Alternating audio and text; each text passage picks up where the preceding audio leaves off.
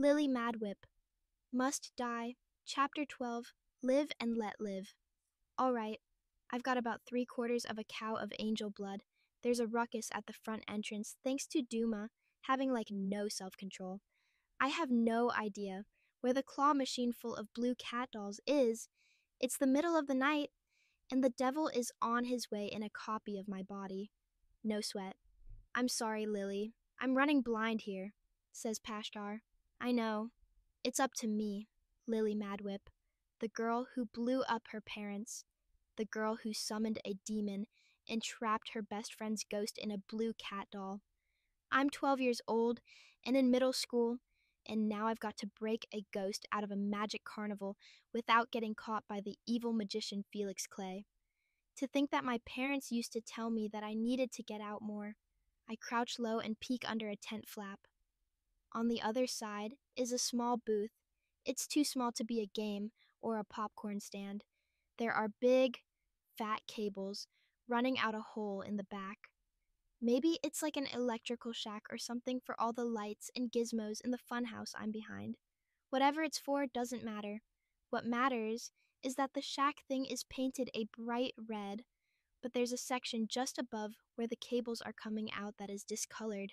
It looks brown more than red, and it's in a very specific set of shapes. I found a rune, I tell Pashar. Some sort of shed with what looks like electrical cables coming out. Excellent, he replies with very little excitement. Be very careful when wiping the rune out with Nathaniel's blood. Remember how it seemed to disintegrate the laundry room door? Oh no, I say sarcastically, setting down the little ceramic cow and waving my hands. I might disintegrate a carnival shed. Oh no, Peshar says sarcastically back. You might get one of those electrical cables and start a huge fire and burn the whole carnival down. Fair enough, I don't say it, but I think about the carnival burning down. Felix's carnival. He'd have nowhere to hide then. I dip my finger in the cow. Nate's blood is still ridiculously warm as it coats my finger. I'm surprised it hasn't all coagulated into a giant scab by now. Yes, I know the word coagulated. One can only get so many skinned knees and elbows before words like that become commonplace. The rune sizzles as I wipe my finger across it. I go with the grain so I don't get a splinter in my finger. Back and forth, until there's nothing visible except a zigzaggy red smear that quickly turns black. I can actually see it eating away at the wood. It's like acid. It starts to spread outside the bounds of where I rub the blood. Uh-oh. What's uh-oh? Asks Pashar. Oh, whoa. It worked. I can, see, as it is. Somewhat. He goes quiet for a moment. I just sit there and watch the disintegrating mark get bigger on the side of the shed. Lily, there's a toolbox just at your feet. I look down. Sure enough, there's a red metal toolbox sitting on the ground. The lock is hanging off it, like whoever it belongs to wasn't worried about some little 12-year-old girl coming by and stealing things from it. Or maybe they'll be back soon, and I don't have much time. Yes, I agree with Pashkar's statement about the existence of the toolbox. He continues, grab the hammer inside and see if you can pry off the 2 pieces of wood that were marked. Quickly, before we really do end up burning down the place. The hammer is heavy. I grab it and look at the boards that the shed is made of, but I can't see any nails. Maybe they're painted over. Additionally, the boards go up, down, and the tops of them are out of my reach. I improvise and just smash the sizzly parts, which cave in like burnt-out charcoals at the bottom of a grill. Then, I use the claw end of the hammer to crack and tear the boards until the places where they're burning up are on the ground where they can't spread to the rest of the shed. That'll do, Pashkar tells me. Good job. Aye, comes a voice behind us. What the blankety blank do you think you're doing, you little brat? They don't say blankety blank. I just don't want to get in trouble when my therapist eventually reads this journal entry. They always tell me I have a vivid imagination, but the amount of swears are starting to cause them some concern. When I turn around, there's a portly fellow wearing a flat little hat on his head. He's also got other clothes on, like a sweater and pants with suspenders and shoes, of course. But the funny little hat is the first thing I notice, and it's probably his most identifying feature aside from being similar in shape to Violet Beauregard from the Willy Wonka movie after she chewed that gum that turned her into a blueberry, like a young Santa Claus, complete with a big, brown, bushy beard. Yes, I have a beard, he says, letting me know that I apparently just said some of that out loud. And that's my hammer you got there. Drop it before I twist you into a pretzel. Why does everybody at this carnival threaten to turn me into a pretzel? I like pretzels, but I drop the hammer because I do not want to be one. All right, where the blankety blank are your parents? He demands. So I tell him, my parents are dead. His eyes dart toward the hammer on the ground. He might be wondering if I just used that to murder my parents, like some sort of nutcase. Sure, he says. How'd they die? Blunt force trauma? I have no idea what that last part means, so Pashkar explains it quickly. Considering my parents died when the house collapsed on them, I guess blunt force trauma would be a valid description. So I stare this big, brown, bushy bearded fellow dead in the eyes. Yeah, actually. He glances at the hammer. Again. Then he seems to notice something else. I look down to see what he's looking at. It's the little cow pitcher on the ground near my feet. Uh-oh. His forehead bunches up into a big, wrinkly pile. He must be seeing the dark liquid inside the pitcher and jumping to a partially correct conclusion of what that stuff is. I quickly bend down and grab the pitcher so nothing happens to it. Big, brown, bushy-bearded guy steps toward me. What is that in your cow there? He squints at it and sniffs the air. Is that blood? Tell him it's gravy. Dark gravy. Or motor oil. Yeah, tell him it's motor oil. You are going to grease the gears of the rides to make them not be so squeaky. Brilliant! You're just a little loony girl who lives nearby, and the squeaky gears woke her up, so she filled a cow pitcher with oil and snuck into the carnival to quiet the rides. Yeah, it's blood, but it's not mine.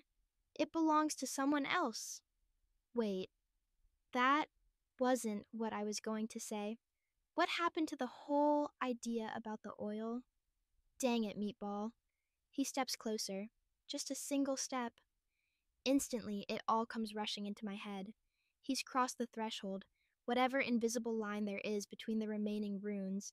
His entire life story gets stuffed in one of those yellow envelopes they use to send your report card home in with a little brass tack thingy to make sure that if you open it yourself before showing it to your parents, they'll know. And express mailed straight into my Meatball. I throw up my free hand and give him the crossing guard stop signal. Gus McKnight! He pauses mid-step. Excuse me? If his forehead knotted up any deeper, it'd probably cave in. You're Mr. Gus Grizz McKnight. You have a wife, Kathy, and a daughter, Tabitha. I don't know where you got my name, but don't you dare bring up my family. His hands ball up into fists. Thoughts are swirling around in my head. There's something with them. Something not mine. I look at my feet, trying to focus on where my toes are. You're on the road a lot. A lot of time away from home, away from Kathy and the baby. You know that thing you suspect about your wife? Thing? I look up at Mr. Grizz. You're right to suspect. Because it's true. Lily, what? Pashar seems as confused as I am by what I just said. He stares at me, trying to process what he just heard. Maybe he's thinking about how far the nearest landfill is to dispose of my little body. I stand there with my little cow pitcher of warm angel blood and wait for him to make a move. Somewhere inside me, I know how this all plays out already. It scares me, but I don't let it show. No fear. He finally speaks. What do you know about my wife? Pashkar tries to stop me. Lily, don't. But that thing inside, that dark spot I feel in my Meatball, it speaks too. Play it cool. I told you what I know, I say, staring Mr. Grizz down as hard as I can. The question is, what are you going to do with that information? Funny thing is, now that the rune is gone and he's standing outside it, I could totally dice this guy into little meat cubes with the power of the knife. I don't want to do that though, because that's evil and something Samael would do. Not me. I would just use my power to make his pants fall down or something. His eyeballs start wiggling in their sockets. He's looking at me from eye to eye, trying to watch for a twitch or some sign of a bluff. But I'm not bluffing, and I'm not twitching, at least around the eyes. My toes are twitching in my shoes, ready to bolt and take me screaming out of the fairgrounds if this bruiser makes even the slightest threatening motion. I would be screaming, not my toes. I just wanted to clarify that. It would look ridiculous if my feet were screaming as I ran. Mr. Grizz shifts his weight onto his heels. He towers over me, blocking the light from a pole behind him. He lets his index finger breathe from his balled-up fist and points it straight at me. If it were a gun, I'd be looking straight down the barrel. His lips must be suddenly dry because he drags his tongue across them. "You're coming with me," he says. He uses the same voice my dad used to use when he'd come out of the garage frustrated from writing music and find Roger and I yelling at each other. It's that "I am the calm person here" kind of voice grown-ups have to put on when they want to yell, but know that it would only make things worse. "You're going to drag a kicking and screaming girl through a crowded carnival?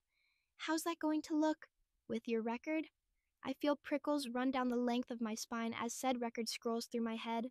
It's not terribly long, and there haven't been any updates in the years since he started attending Alcoholics Anonymous. But it only takes one twig to break a camel's back, or something like that. He looks at me with puzzlement etched across his face. "What are you?" Mr. Grizz asks. There's a hint of tortured anguish in his tone now, and I feel bad that I brought him to this point. He was just a guy doing his job who ran into the wrong little girl, trying to also do the right thing. And now, I'm going to ruin his life. I am someone like you, someone trying to atone for something I've done. And right now, it may look like I'm just a vandal with a pitcher of blood who told you your wife is cheating on you, with a guy she met at the laundromat whose name is Aaron, but, well, that is what I am. And I'm sorry. "Lily," Pashkar shouts in my head again. "That's Aaron spelled Aaron," I finish. Mr. Grizz McKnight seems frozen in place. Did I turn him to stone like Medusa? Medusa is one of those Greek mythology things that I love to read about. I think I identify with her because, just like me, everything seemed to just go to shit for her, and she didn't even do anything wrong to deserve it. She was too pretty for some god's liking, so she got turned into a monster. Kind of like me, minus the pretty part. He keeps his pointy finger right in my face. I am going to make one phone call, and then I am coming back here. If you're still here, the local paper will report tomorrow about the little girl who got crushed in the carnival funhouse gears. A tragedy. If only she hadn't gone where she didn't belong. Don't blink, Lily, don't blink. Cold as ice. He nods. One phone call. He turns and walks away. He doesn't look back. I hear him shove past someone once he's out of sight. The other person calls after him, "Excuse me," and then mutters to themselves, "Asshole." I want to chuckle at the last part because I feel pretty certain that Mr. Grizz heard it too, but is in a dark fog at the moment. Otherwise, he might have turned around and gotten right in that other guy's face. "Lily," Pashar snaps me back to attention. "What the hell? What was that?" I mean, he can see into my meatball. He knows what I know. Doesn't he? That was improvisation? That's where you make stuff up on the fly. I know what improvisation is. That was not improvisation. I get moving. I don't have time to stand there and try to explain myself to Pashar. I can't really do it anyway. I don't know where all that came from. Cold as ice? Who am I? A Russian mobster? That guy was going to snap me like a twig. I should have peed my pants on the spot. I don't think Russian mobsters pee their pants. Maybe when they get old, they do. Like when they go into retirement and can't control their bladders anymore. Do mobsters ever retire? I feel like there's a punchline out there somewhere, but I don't know what it is. The main thoroughfare of the carnival is lined with game booths. There's one where you try to catch little animatronic fish with a fishing rod that they clamp their mouths on. Then, the booth operator checks the number on the bottom of the fish and gives you that prize. Usually it's like a cheap rubber duck or a slinky ripoff. Real slinkies are made of metal. The rip-off slinkies are made of plastic. The thing about slinkies is that they are exciting for exactly 5 to 10 minutes, and then they are no longer exciting at all, ever again. Also, they have a habit of tangling up somehow, and then their metal gets bent somewhere, and the whole slinky becomes warped and just makes you angry when you look at it. You will never find a slinky in perfect shape that has been used by a kid for more than 10 minutes. Past the thoroughfare are the big rides like the octopus, which is a whirly-gig thing that you sit in, and it spins you around until you puke or faint. There's a giant Ferris wheel, which is mainly a ride for teenage couples to make out in. Oh snap, they've got bumper cars. I love bumper cars. My dad once said that most of the people here in Massachusetts learned to drive from bumper cars. My mom used to call bumper cars the whiplash ride. Pashar is saying stuff to me, something about focusing on finding more runes. He doesn't need to remind me. I may be thinking about bumper cars, but my eyes are scanning every surface for that rune I saw on the back of the shed, and for Mr. Grizz, and Felix, and the claw machine. There it stands in all its yellow glory. Stuffed animals of all varieties peek out over the edge of their little glass terrarium.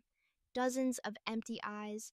Among them, several blue cat dolls, just like mine, and one of them holds a secret. I'm sure of it. I've gone through way too much to find out that Meredith isn't among them. And then it occurs to me, what if she's not in there?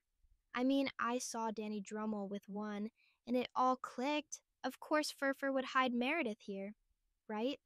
But if I think about it, would Furfur even be able to see the fair? Wouldn't Felix's runes keep it hidden from him? Or maybe he happened to drive past in Mrs. Lake's body. Spot the claw machine. No, no, no. Stop second-guessing yourself, Lily. Lily, hide! Pashar yells in my head. I do it without thinking, ducking behind another tent, hoping it's not the one for making phone calls home, and I run smack dab into Mr. Grizz, who stuffs me into the gears of the funhouse like he promised. Two people walk by, both talking fast. Is anyone injured? Asks one person with a very familiar voice. It's Felix. The other person sounds younger. Bunch of people passed out. Oh, and some guy grabbed Benny by the tongue. By the tongue? Is he all right? It's Benny, so... They both trail off into the noise of the machines and rides.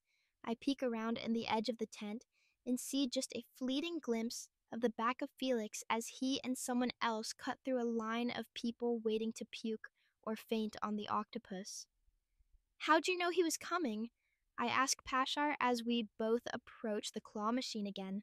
I told you before, I can sense his aura. Also, I was listening. He says in a frustrated tone, we may be inside this rune fog, but I can still hear things. You should have heard them coming too. What has gotten into you? You mean besides Samael? He goes quiet. There's nobody else around. It's kind of weird that this part of the fair is so empty every time I come here. It's almost like something about it keeps people out. Some unseen force that's subconsciously driving people away. I look around on the ground for a rock. It's all grass. Of course it's all grass. I should have hung onto Mr. Grizz's hammer. I could use that to break the glass on the claw machine. I'd go back and get it. But there isn't time. Or maybe there is. I really have no idea. But whether there is or is not enough time, the possibility of there not being enough is reason enough not to risk it. Can you tip it over? Can I tip it over? I snort. Wait, yes. I can tip it over. It doesn't look that heavy. I set the cow pitcher down on a nearby plastic barrel. so I can use both hands to push against the machine. I was wrong, it is very heavy. No, I sigh. I can't tip it over. Don't break the crane machine, please, comes another familiar voice from the shadows between two empty snack booths. From out of the darkness steps that phony fortune teller, Gwenny or Jenny or Wendy or whatever her name is. I put up my dukes instinctively. Then I start thinking about why making fists are called dukes. I figure it has something to do with royalty fistfights, or the Dukes of Hazzard, which is a TV show my brother Roger and his friends would watch about two guys who drove around in a car and did lots of stunt jumps for no real reason. They also got into a lot of fistfights, so they were a pair of dukes putting up their dukes. You're going to fight me, you manky little filly? Gwen something asks with a cackle. Maybe, I say through gritted teeth. Maybe not. I'm just getting real tired of you carny people creeping up on me. Oh, Pashar whispers, for no reason since she can't hear him. Don't call people carnies, Lily. Fortune Lady's eyes bug out at me for a moment, the same second that Pashar lectures me on using the word carny. But then she laughs again. He has you all wrong, doesn't he? I think she's talking about Felix. He thinks you are obsessed with him, but it's the other way around, isn't it? It's he who is obsessed with you. You were surprised to see him last time you came by. I saw it in your eyes. You're not looking for him, are you? What are you really looking for? She looks at the claw machine. It's in there, isn't it? I lower my dukes. Pashar is still whispering to me like he's afraid she can hear him. He's telling me to be careful what I say, that we're too close to finding Meredith for me to disrupt everything by saying too much. But I can feel it with this lady that there is no too much, or too little, I can say. She's reading my mind as easily as if she had Raziel's totem on her. So I lie and pray that I can keep a straight enough face to pull it off. My foster mother was possessed by a demon I summoned last year. It tried to kill me. Wait, this isn't a lie. It's truth. Oh God, I'm going to tell her everything, aren't I? But before it did, it took something priceless from me and hid it. Here, I point at the claw machine. Stop, Meatball. Stop telling her everything. Years ago, I won a blue cat doll from the same claw machine. It was the last thing I had to remember my parents by. Oh, that's good. I don't know where this stretching of the truth is coming from, but yes, let's go with that. Leave Meredith out of it. The demon hid it, just in case it failed to kill me. It knew that. By hiding it here, I'd come looking for it, where Mr. Felix would likely notice me and panic and try to kill me, thereby completing what it had failed. Lady Gwen stares at me silently for a long moment. I start to get itchy legs waiting for her to say something. She'd better do or say something soon, or Felix is going to come back and I'm going to have to resort to using Nate's angel blood in a more aggressive way than I had wanted. Then again, maybe Felix ran into Duma and is now on his way to hell where he belongs. So, it's true, she finally says. Funny thing is, it pretty much is the truth. I just left out the whole thing about Meredith's ghost being inside the doll. But what you're looking for isn't in the crane machine anymore. I beg your pardon? Felix searched through it after you had left last time. You told him you wanted a blue cat doll, so he looked at them all personally. He's already found the one that belonged to you, with the symbols drawn on it. I assume you put them there to trap the demon in, yes? I didn't draw on the doll. I don't tell her this, though. Mrs. Lake, or rather Furfur, in Mrs. Lake's body, must have drawn something on the doll to trap Meredith inside. Oh crap! What if Furfur used the magics he saw me use to trap him inside that egg? I literally taught him the spell he's now using against me. He keeps it in his trailer. Madame What's-Her-Face is reading my mind again, without me saying a word. I need to stop being so darn expressive with my face, I guess. We borrowed a book from the library. Maybe you've heard of it? Clavicula Salomonis Regis? No. Yes, you have, Lily. Pashar corrects me. Oh, I mean, yes. Well, he's been reading through that, trying to remove the spell you put on the doll, but he's been so far unsuccessful. She starts to pace back and forth and stare off into space as she talks. I could probably make a run for it now, but I think she knows that I won't because now that I know where the doll is, I'm not going anywhere. There are jangly things on her dress that tinkle and jingle as she moves. I don't know how she crept up on me when her clothes make so much noise. I've really got to step up my listening game. She finally stops pacing and turns to face me. Was she still talking, or just walking back and forth and waiting for a response from me? I got lost in my little headspace again. Listen, she says. I love him. Ew, I say instinctively, wrinkling up my nose. Oh, shush. Someday, you'll find love too and you'll understand. I want us to be happy, and we were, until you showed up and turned everything on its head. You and your strange little cult. I can't pretend to understand it, but it's obvious that my Felix fears whatever it is you have over him. It's not a cult. Will you shut up and listen? She snaps at me. If you come with me, we'll get you. Your doll before my Felix returns from what I assume is you're doing at the ticket booth, yes? And then you take it and you go, and I never want to see you or it again. Just leave us in peace. Please, release my Felix from this obsession you've put him under. Part of me wants to believe her, but the other part of me remembers her threatening to dip me in a vat of acid the last time I was here. She holds out her hand to me. There's more janglies hanging off her wrist, like 1,000 janglies. I cautiously take her hand, and then she promptly shakes it twice and lets go. Let's be quick about it, she says, brushing past me. I instinctively check to make sure Pashkar is still hooked through my belt loop. I can't help but distrust her. She hurries off in the direction Felix and his helper person came from earlier, only stopping to look back and see that I haven't moved. Well, I start to hurry after her. What about Dumas? I ask Pashar. He's still playing tug of war with Benny. Dumas knows when to go full Sodom and Gomorrah and when to just cause a ruckus and then get out of there. He tells me, whatever that means. He says it's best I don't think too much on it right now. Let's go rescue Meredith. Things are working out too easily all of a sudden, though, and I can't help but feel like I'm forgetting something.